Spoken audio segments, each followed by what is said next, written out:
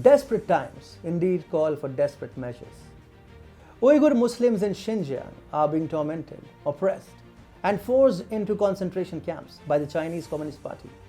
In face of such adversity, the noble pursuit of non-violence indeed becomes difficult and even unfeasible.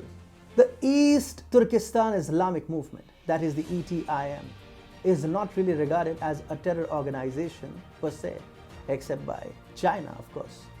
China fears the ETIM. The group sends shivers down the spine of Xi Jinping. But by allying with the Taliban, Xi Jinping has outsmarted the ETIM. Now the ETIM and its fighters are desperate. They want to liberate Xinjiang by hook or by crook, and therefore they are forming an alliance with the Islamic State. This is bad and China should be very scared. Hi and welcome. This is TFI Global, the foreign affairs and geopolitical analysis arm of the TFI Media Group. I'm your host Atul Mishra, and in this video I will tell you how China rushed towards the Taliban to rein in the ETIM. But now the ETIM is all set to free Xinjiang with the help of the Islamic State. Let's begin. The East Turkestan Islamic movement is a militant organization which seeks to fight against Chinese excesses and abuse of human rights in the Xinjiang province.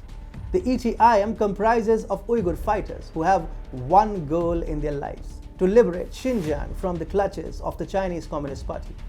Over 1 million Uyghur Muslims have been dumped like cattle by China in what it calls internment camps, but which really bear an eerie resemblance to Hitler's concentration camps.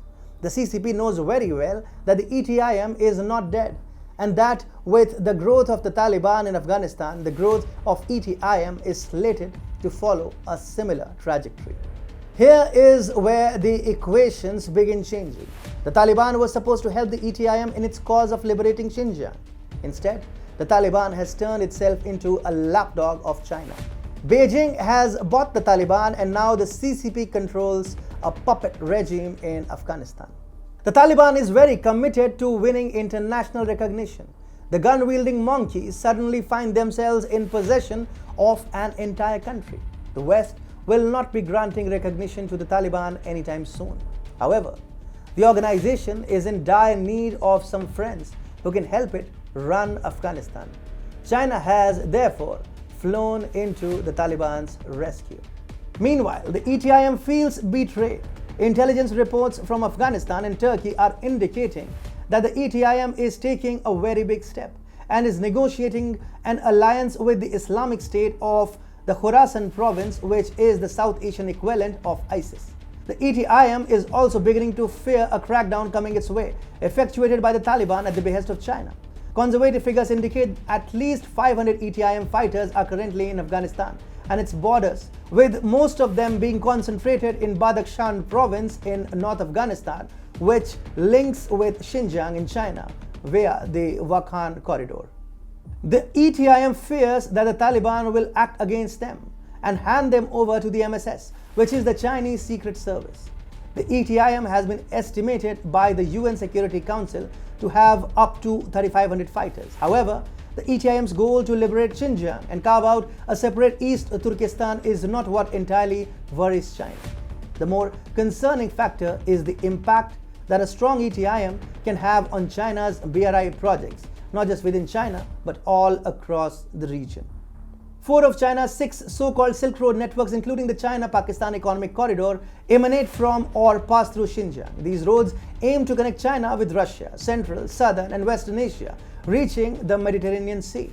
In what comes as very worrying news for China, a United Nations Security Council report confirmed that ETIM, apart from basing itself out of Afghanistan, is also pursuing a transnational agenda. It must be remembered that the Islamic State KP recently attacked Kabul, which resulted in the deaths of 13 US military servicemen. A series of bomb blasts rocked Kabul and its airport only recently, and the world was horrified to see visuals of the aftermath of such attacks, in which over 100 people were killed. Needless to say, the Islamic State KP is stronger than many would have thought. And if the ETIM is negotiating an alliance with it to take on China, Beijing is in for quite some trouble. What is important to mention here is the fact that while the Taliban's top leadership might be giving China the impression of cooperation, the ground level leadership and commanders of the jihadist organization do not really share the sentiment of breaking ties with groups like ETIM, as they share a broader religious camaraderie with each other. Xinjiang could therefore witness an upsurge in attacks against the CCP and its forces really soon, as the ETIM and the Islamic State KP join hands to liberate Uyghur Muslims.